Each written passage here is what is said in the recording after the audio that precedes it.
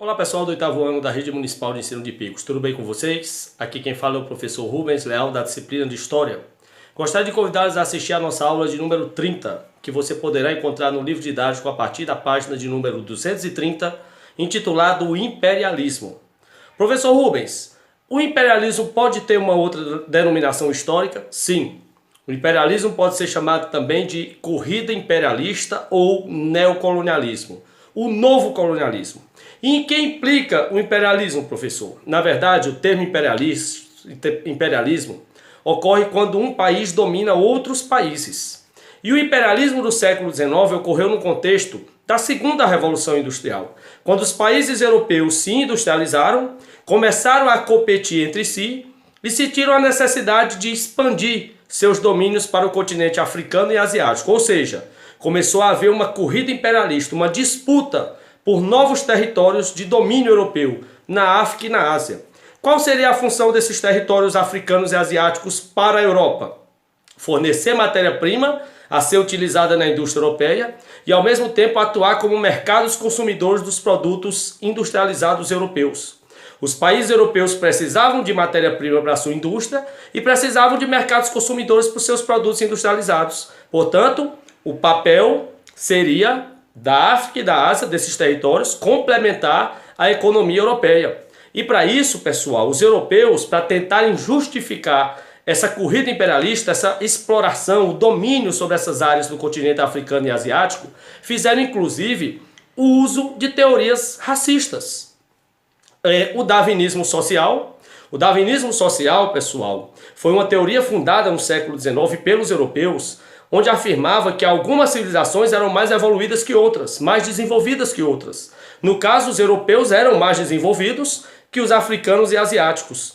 E por isso surgia aí uma nova teoria também, a teoria da missão civilizadora, que os países europeus, por serem mais evoluídos na etapa do processo evolutivo que as civilizações africanas e asiáticas, então a civilização europeia tinha o dever moral de civilizar, de levar cultura para os povos africanos e asiáticos, que eram povos atrasados, selvagens, fadados ao abandono, ao atraso.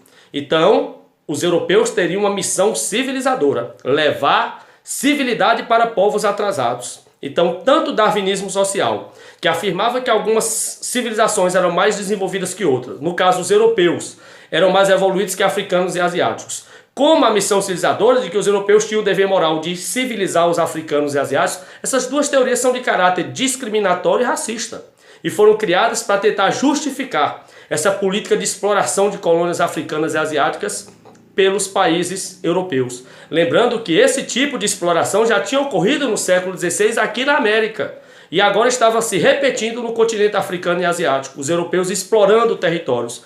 Por isso, essa exploração do século XIX, da segunda Revolução Industrial, é chamada também de neocolonialismo, um novo colonialismo. Por quê? Porque o colonialismo ocorreu no século XVI.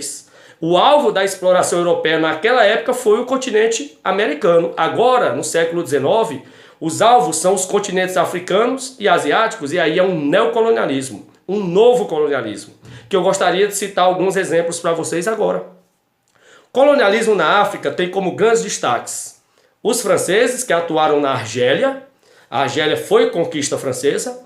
Os belgas, que tomaram toda a bacia do rio Congo. Os ingleses, que conquistaram o Egito e a África do Sul. E, para legitimar a divisão do continente africano como um todo, foi realizada entre 1884 e 1885 a Conferência de Berlim, na Alemanha. Quem convocou essa conferência foi o chanceler, o primeiro-ministro alemão, Otto von Bismarck. Qual seria o motivo dessa conferência na cidade de Berlim, que reuniu os principais líderes europeus? Dividir o continente africano entre eles, em áreas de exploração, para evitar conflitos. Então, cada um já tinha suas áreas pré-estabelecidas para explorar no continente africano. E é bom lembrar também, pessoal, que o domínio inglês na África do Sul estabeleceu, logo após a independência do país, um regime de segregação racial conhecido como o apartheid, que envergonhou o mundo todo ao dividir o país entre brancos e negros. E aí surgiu uma figura muito importante na África do Sul, na luta contra essa discriminação do apartheid, Nelson Mandela, que pagou com a prisão durante mais de 2 décadas por defender o fim desse regime racista. O apartheid perdurou na África do Sul do final dos anos 40 até o início da década de 1990. Em 1994, o país realizou a primeira eleição sem o apartheid, onde brancos e negros puderam votar e ser votados. E Nelson Mandela, que foi quem liderou o movimento pelo fim do apartheid, terminou se sagrando o primeiro presidente negro eleito na história da África do Sul. Na Ásia, é bom frisar que o imperialismo foi muito grandioso da Inglaterra. A Inglaterra dominou na Ásia a Índia e a China.